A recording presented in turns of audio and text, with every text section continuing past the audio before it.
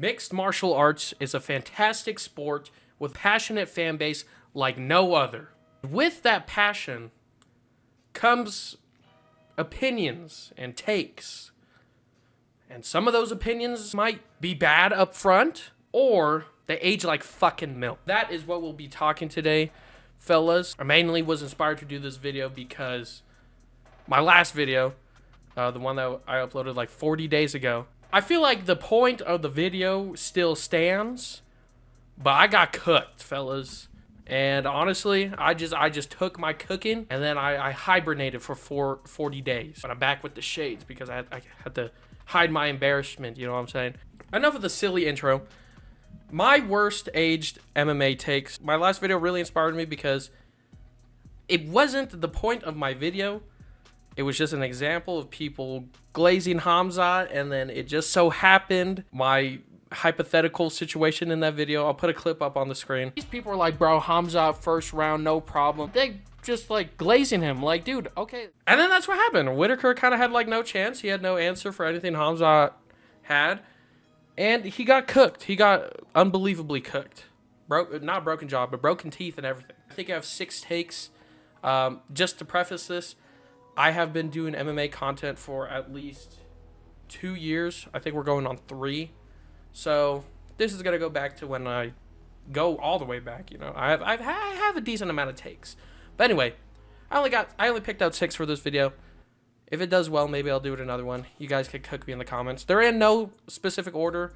I just kind of ranked them from what I first thought. So I'll let you guys decide in the comments what's my worst age take. But I feel like I have a feeling about it.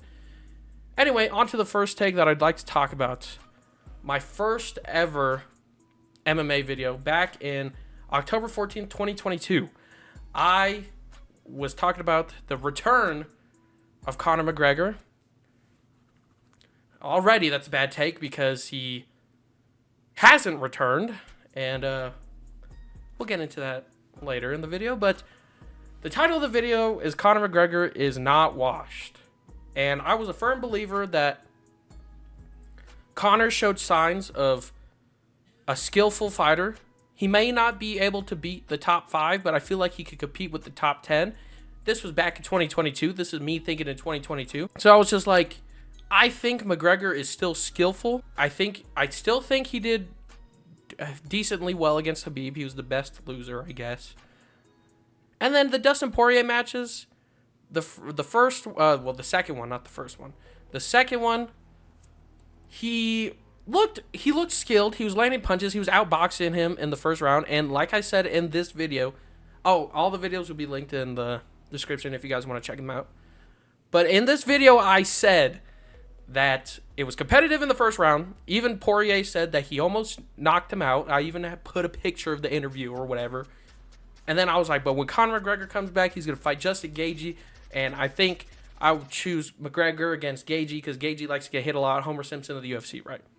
Horribly aged take. McGregor has not come back. I don't think he would do well against Gaethje. I don't even think he'll do well against Renato Moicano. And not disrespect on Moicano. I'm just saying he's like ranked 13 or like 10 or something at the moment. So he wouldn't even do good against top 15 at this point. Because fuck him. He got dropped from his whiskey brand, bro. How embarrassing, bro. Anyway, that's one of my worst age takes. My very first MMA video is already horribly aged. I feel bad for, I think, like 60 people watching it. I feel bad for those 60 people. But anyway, on to the next one. Khamzat versus the middleweight division. I uploaded this December 9th of 2022. This was my second ever MMA video. The reason why it's on here is a little bit of a mixed bag. I know I have uploaded sort of Khamzat hate content. The reason why I put this on here is because Khamzat versus the middleweight division, I was expecting him to be active. I was expecting him to fight like top 10 middleweights. He's only fought Kamaru Usman, short notice Kamaru Usman at middleweight, and then Robert Whitaker. And so that's already poorly aged. He basically only fought twice in the middleweight division, not counting his earlier fights. I'm talking about like against high level competition. He's only fought twice in the middleweight division, once against short notice Kamaru Usman, and then once against a really well-trained and ready Robert Whittaker, which is a fair win, which is a really good win. And the reason why this is also on here is because I was going through, I think, the top 5, top 7. I was like, Robert Whittaker would fucking destroy him. Well, I don't know if I said destroy him, but that's my boy, so I gotta ride with my boy, Robert Whittaker. But look how that happened. Look what happened. Khamzat absolutely destroyed him. Round 1 sub. Broke his fucking teeth. Strong-ass forearms Khamzat has. So, maybe I was ill-informed, or maybe I was blinded. That's why I'm wearing the glasses. But maybe I was blinded by my love for Robert Whittaker or my growing hatred of Khamzat, because I started off as a Khamzat fan when he was fighting like 14 days apart. He's super active. I was like, yes, he's going to be the next guy. I want to keep seeing him fight. He beat Gilbert Burns. I'm like, yes, he is the real deal. And then he just kind of stopped. And it was very unfortunate. I know his immune system's bad and it's not his fault, but I'm like, damn. What really pissed me off was him constantly talking on Twitter. I think Marvin Vettori called him out. He just wanted to fight Pereira immediately, and I'm just like, dude, come on, earn your keep. You were ranked number 3 in the welterweight division, but that doesn't mean anything in the middleweight division. You're not even the fucking champion in the welterweight division, so why would you instantly get a shot at Pereira? And then Pereira was just like, how about you fight me at 205, because it was like a short notice call out or something like that. And then Khamzat was like, why would I fight at light heavyweight? I wouldn't get the belt. I'm like, bro, okay, so you were talking all that shit because you wanted the belt but not wanted to fight. Anyway, enough of that. Enough of my grievances with Khamzat. This is a poorly aged video. Khamzat has proven that he's that guy. He literally beat, in my opinion, the unsung GOAT of the middleweight division in Robert Whittaker. And that deserves a lot of praise and credit. Also, my thumbnail is kind of a poorly aged. I thought he was going to be like a double champ by this time, but he's not even a one champ. Not one FC champ, but you know what I mean. But anyway, on to the next take. If I remember correctly, this one kind of hurts me a little bit. Yes, it is the Can Nick Diaz Still Compete, uploaded April 7th, 2023. Uploaded this last year. It is still, to date, my most viewed video on my channel. I appreciate everyone who watched it. I appreciate the support on this channel, on this video specifically, and on the channel in general. You guys have stuck around for a lot of bullshit. But anyway, this one hurts me because I was just like, I could see Nick Diaz potentially showing that he still has it in him. He wanted to fight Izzy or Pereira, which was ridiculous. I said he should fight either Kelvin Gastelum, who was in the middleweight division at the time, or Chris Curtis, who was 15 and 14. I think they were both 15-14, one or the other. But as we all know, he wasn't fighting in the middleweight division. He was supposed to fight Vicente Luque, which was at welterweight. I think he was supposed to fight him twice this year, and he pulled out both times. So I'm like, yeah, Nick, something's going on with Nick. I don't think he should be fighting. I don't think he has it anymore. He doesn't need a fight. I don't know. It was very unfortunate. I was looking forward to that fight because I wanted to see, as a Nick Diaz fan, if Nick Diaz still had it in him. Because no offense to Vicente Luque, I think he's going to be in this video, but he has fallen off significantly. That Joaquin Buckley fight, he kind of literally just gave up on himself. I don't want to say that about fighters. And Luque has gone through so many wars, so much damage. That Jeff Neal fight, I think he had a brain hemorrhage or something like that, brain bleeding or whatever it was. So respect to Luque, but it did look like he didn't want to be there when he was fighting Joaquin Buckley. So I thought it was a potentially good match for Nick Diaz. Because the Robbie Lawler one, there's a lot of fucked up bullshit with the Robbie Lawler one. They had to switch to the middleweight division. There's articles and interviews that Nick was injured or he wasn't mentally in a right place. Even Robbie Lawler was just like, oh man, let's fucking get you there. Are you good in life? Whatever, right? Trying to be a homie, Shout out Robbie Lawler for that. So I was just like, I want to see a Nick Diaz that doesn't have any outside trouble try to return and see what could happen. Because maybe he might not be champion, but maybe he could prove that he could fuck up the ranked 14 guy in the welterweight division. You know what I'm saying? But unfortunately, that didn't happen. And this question, can Nick Diaz still compete, has basically been answered. I don't think he can. And that's okay. He has nothing left to prove. Like I said in this video, he has nothing left to prove. He's a made man. He's a legend. He's going to be in the Hall of Fame. It's just sad to see. Because as a Nick Diaz fan, you want to see him get in there. See if he can compete against high-level guys. Not necessarily become champion, like I said. I feel like that's just a fever dream. But at least put up a good showing. Because that Robbie Lawler fight, that was almost tragic, I would say. So, yeah, poorly aged takes. I mean, it's my most viewed video. That's cool. But very upsetting. Very upsetting, like, age take. I was hoping I got proved wrong in this one. I had a lot of faith, but... Anyway, enough sad shit. On to the next one. There we go, Vicente Luque. Vicente Luque is making a comeback, uploaded August 11th, 2023. He was going in to fight Rafael Dos Anjos. I thought Rafael Dos Anjos, to quote Lucas Tracy, is a crafty vet and has some skill, so I thought this would have been a good test for Luque to see if he could get back in there, because, you know, he was kind of just getting his ass kicked. And I was just like, I think Luque could come back. He lost to Bilal. He lost to Jeff Neal. He was just on a losing streak. He was not doing too well. He talked about that brain hemorrhage or whatever he had. So I was just like, I hope he could get in there and show us, you know, scrap with the crafty vet that is Rafael Dos Anjos. And besides the comeback part, everything I said in the video, this was like when I was doing predictions, and I realized I don't want to do predictions. The way I predicted the fight was kind of almost accurate.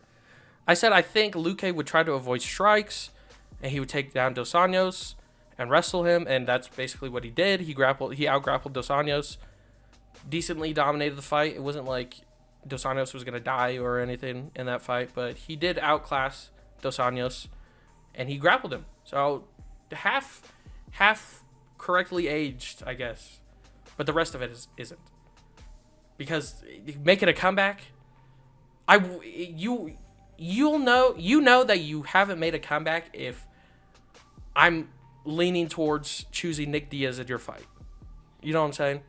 I might be the only person who wanted to choose Nick Diaz in the fight, but like I said with the Joaquin Buckley fight, he just kind of like crumbled and then got TKO'd, just shelled up immediately, didn't even try grappling, didn't even try anything. It seemed like he was scared of taking damage, which is fair because he's taken a lot of damage. Like I said, he had an injury. Excuse me. So that's fair on Vicente Luque's part. But it's just poorly aged. I liked Luque when he was assassinating Tyron Woodley, Michael Chiesa, beating all those guys' asses, and I was like, fuck yeah. And there was a moment in time where he could have fought Kamaru Usman for the title, but now, look, rank 14 was supposed to fight Nick Diaz, and now is going to fight Themba Gorimbo, and I'm choosing Themba Gorimbo. I was going to choose Nick Diaz, so unfortunate for Luque fans, but what are my worst age takes? Anyway, I think I got two more left. Oh, this one also kind of sucks because I had so much faith. And I still think to this day, like skill-wise, I think Aljamain could beat O'Malley. It's just he got caught. Like, you know what happens. People get caught. People make mistakes. You get punished for it. And, yeah. But anyway, is Aljamain Sterling the bantamweight GOAT? Forgot to read the title. Uploaded August 9th, 2023. At the time, I think if he beat O'Malley, he would have been considered, without question, the bantamweight GOAT. Because resume-wise, sure, take away all the fucking bullshit and you could make fun of him, Fluke Master, all you want. But these are still names on his resume. And I talked about it in this video essay that even if the rematch with Petr Yan was boring, he did control Petr Yan a lot. And then he beat Cejudo. And then he beat TJ Dillashaw. And I feel like that's more TJ Dillashaw's fault than Sterling's. Because why the fuck would you go into a fight knowing that you're that fucked up, your shoulder's that fucked up? He's talked in recent like podcasts that he can't even lift his arm up like past this much. Like, dude, it's fucked. It's completely fucked. I mean, he knew that this was his last chance at a title. So I guess it's fair, but don't blame Sterling for it. And Sterling did beat his ass. He could, like, oh, he was a one-armed TJ. he still beat his ass compared to Bilal. I'm not shitting on Bilal when I'm bringing up this example. When Bilal was fighting a one-armed Gilbert Burns.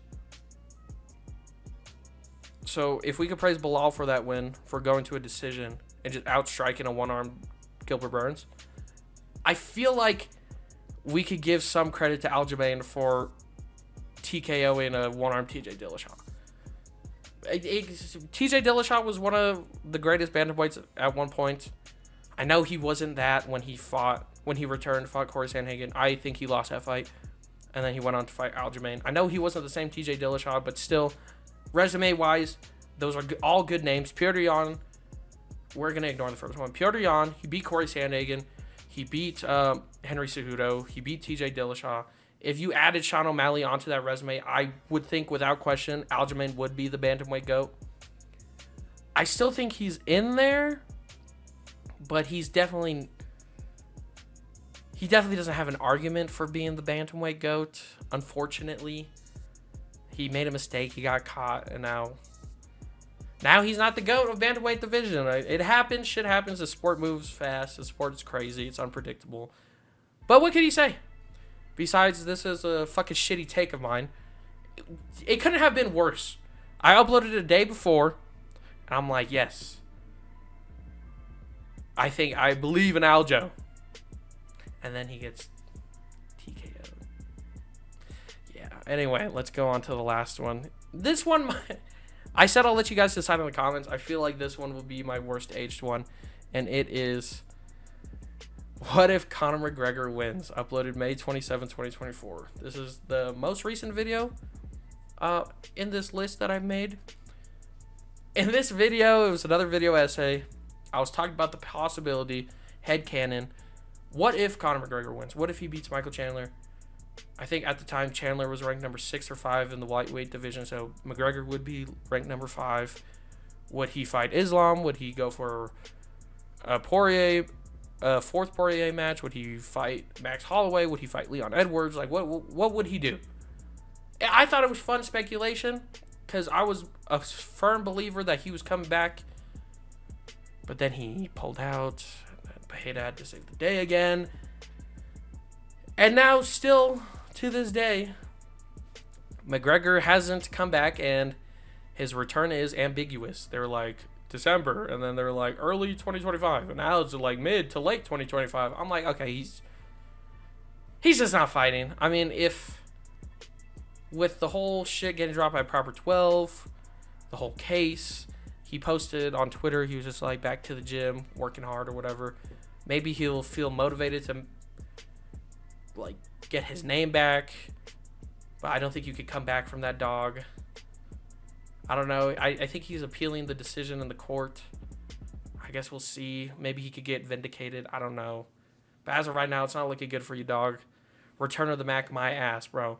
It took this for you to return, really? Losing all your money and all this shit. I guess that's fair. I think Dana White said if you're waking up in silk sheets, it's hard for you to want to get up and get punched in the face for money. It's fair. It's very fair, but... unfortunate. I was hoping for a McGregor comeback. I wouldn't say I'm the biggest McGregor fan. I just think he's good for the sport. He's like the biggest name in the sport. You know, there's no conference like a Conor McGregor press conference. But now it just seems like it's a fantasy. Like it'll never happen. He's too busy with bare knuckle. He's too busy fighting court cases for being a piece of shit. Well, what can you do? Man's troubled. But yeah, anyway, guys. Those are my worst age takes for this video. Please let me know what take you think is the worst. I'm pretty sure it might be this one or the Khamzat one in my last video. But yeah, anyway, thank you guys for watching. Please like and subscribe if you'd like. I know, very inconsistent, but I'll work on it. We'll see. Before I would promise it, but now I'm like, we'll see. I'm still in school and all this jazz, so... yeah, fuck school, dog. Anyway, thank you guys for watching. I hope you guys have a great rest of your day.